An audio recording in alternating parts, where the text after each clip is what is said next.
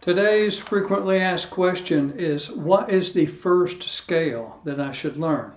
Well, according to many of the technique books and beginning books that you pick up and look at for electric bass, it's the C scale.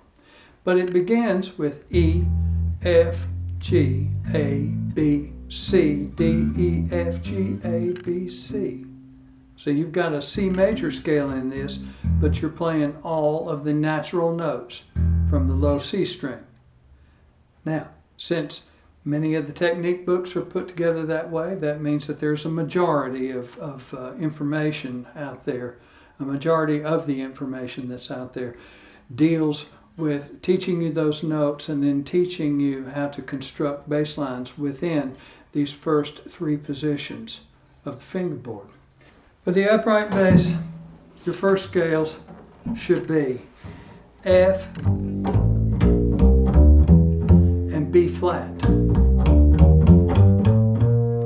because they're right there in this half position. Easy to get to, easy to play, and easy for you to understand how the hand position works. For a lot of people, finding these notes, it's like hanging on for dear life. It's like a superlative clutch that goes on. And one of the problems with that is that when you use too much pressure on the fingerboard and you've got a death grip on each one of these notes, then what you wind up with is accents. Every time that you shift, every time that you make an attack, everything is just like really muscular.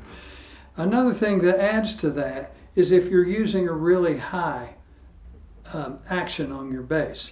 So you've got your strings up really high so that you can play louder when you play with your group, but because the limitations that are presented of a very high action on your bass, learning to use your fingers is not a real natural thing. It's not something that makes sense enough for you to sit down and try to do it, particularly if you're having to push a string down 1/2 inch or better.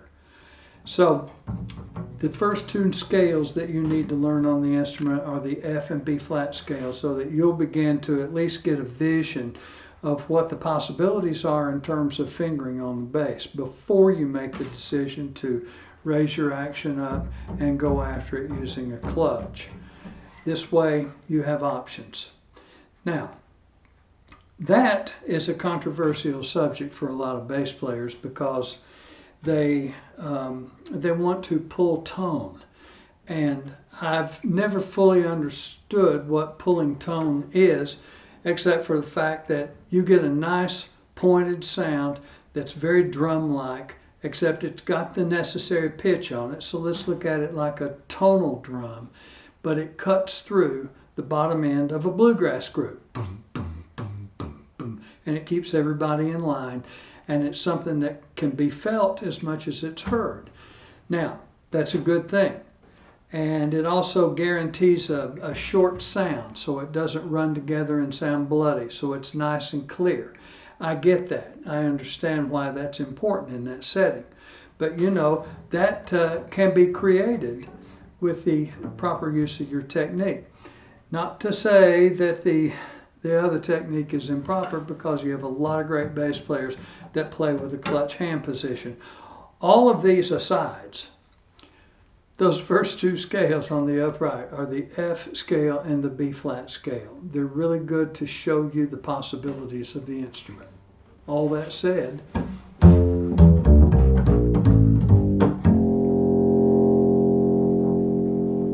see you next time.